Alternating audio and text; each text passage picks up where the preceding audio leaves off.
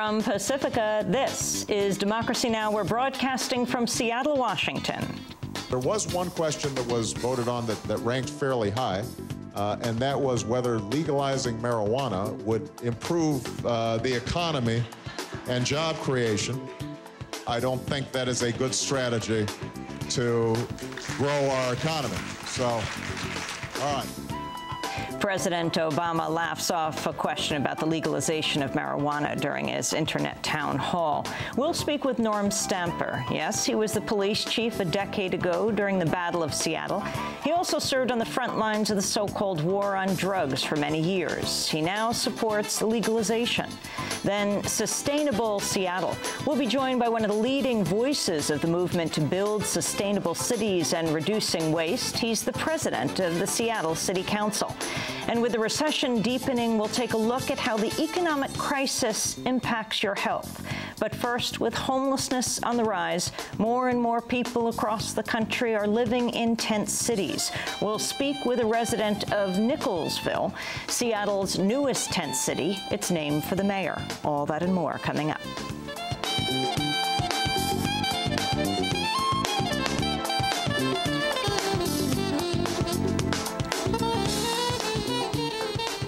Welcome to Democracy Now!, democracynow.org, the War and Peace Report. I'm Amy Goodman. A Spanish court has launched a criminal investigation into whether 6 Bush administration lawyers, including former Attorney General Alberto Gonzales, violated international law by providing the legal framework to justify the Bush administration's use of torture at Guantanamo. Spain's law allows it to claim jurisdiction in the case because 5 Spanish citizens or residents who were prisoners at Guantanamo say they were tortured there.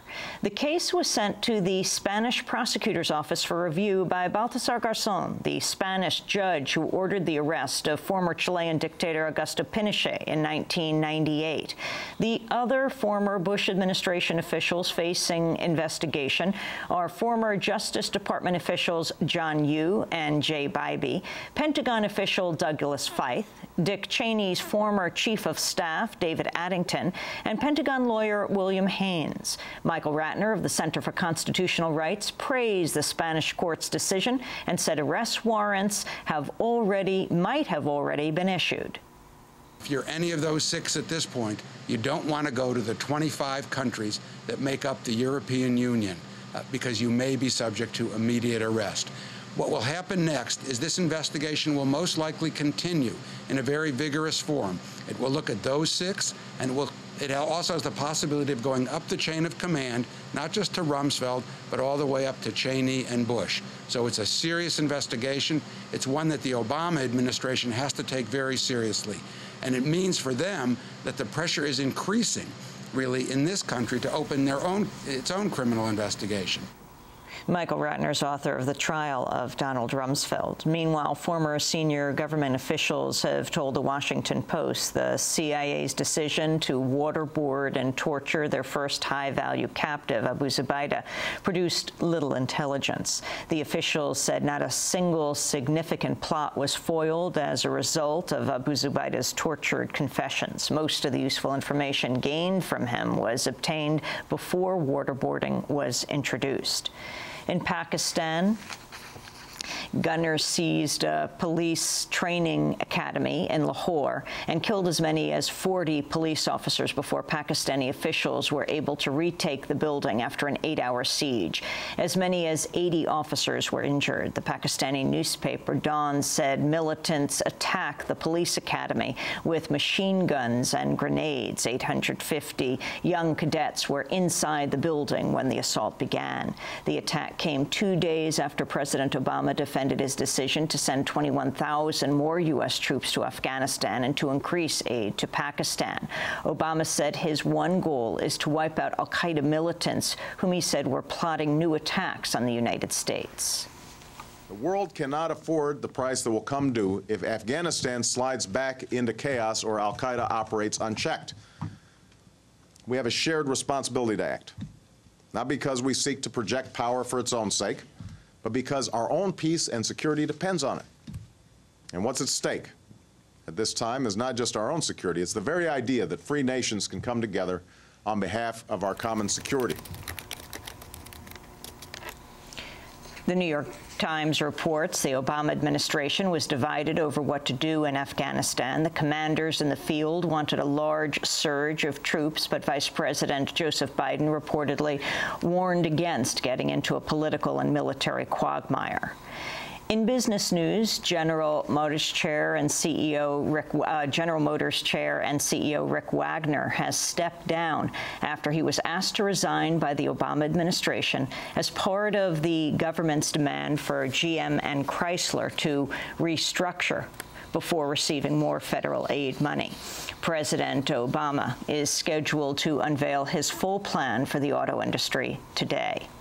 The McClatchy newspapers reports Obama will reject requests for almost $22 billion in new taxpayer bailout money for GM and Chrysler, saying the car makers have failed to take steps to ensure their viability. The government sought the departure of the GM chief and said the company needed to be widely restructured if it had any hope of survival. The government's expected to provide the company with 60 days operating capital to give it time to undertake reforms. The government will also grant Chrysler 30 days operating funds, but said it must merge with the Italian car maker Fiat in order to remain viable. So far, GM and Chrysler have received $17.4 billion in government rescue money, a fraction of what the government has given to help revive the banking industry. New employment figures show Michigan still has the nation's highest unemployment rate at least 12%. In February, the employment rate jumped into double figures in Nevada, North Carolina, and Oregon. The jobless rate is also above 10% in California, South Carolina, and Rhode Island. At least 35,000 protesters marched in London on Saturday to kick off a series of demonstrations leading up to the G20 summit. Protest organizers said the turnout was 3 times larger than expected. Protest organizer Chris Knights with the group G20 Meltdown said the demonstrations will focus on the bankers who wrecked the economy. The main message to them really is you are financial fools. You are the architects of this catastrophe, but, with the exception of Barack Obama, of course, who has to make a choice which side he's on still. But those fools, what makes them feel that they are the people qualified to sort out the mess? And if you ask me what do we want from them, I would say it's quite a lot, actually. It's we want the Earth. Give us back our planet. We want it, you've got it, we're going to take it, and you should be good-humoured about it. You are incompetent idiots who've messed everything up, and you should step aside and let the people take over. The protest against the G20 is expected to be the largest anti-capitalist demonstration in London in years. We say that unless the leaders of the world break from capitalism, unless there's a change in the whole attitude towards climate change and towards poverty, towards the problem in the world, then there's no chance of resolving these problems. We need a socialist alternative. Large demonstrations are also expected this week in France and Germany during the NATO summit in the French city of Strasbourg. In news from Asia, North Korea says it'll launch a communications satellite as early as Saturday, but Japan and other nations have accused North Korea of secretly testing an intercontinental ballistic missile. On Sunday, Defense Secretary Robert Gates said the U.S. has no plans to shoot down the missile. I think if we had an aberrant missile, one that was headed for Hawaii, that looked like it was headed for Hawaii or something like that, we might consider it, but I don't think we have any plans to do anything like that at this point. A team of Canadian researchers have uncovered a vast electronic spy network that infiltrated the offices of the Dalai Lama, the Asian Development Bank, the Associated Press, and many foreign embassies. Researchers link the spy operation to servers in China, but caution there's no direct evidence implicating the Chinese government. Intelligence analysts say many governments, including those of China, Russia, and the United States, use sophisticated computer programs to covertly gather information. The spy network, known as GhostNet, infiltrated nearly 1,300 computers in 100 countries. Once a computer is infected with the spy spies gained the ability to turn on the camera and audio recording functions of the computer, enabling monitors to see and hear what goes on in a room. The spy network also gained control of mail servers for the Dalai Lama's offices, allowing the spies to intercept all correspondence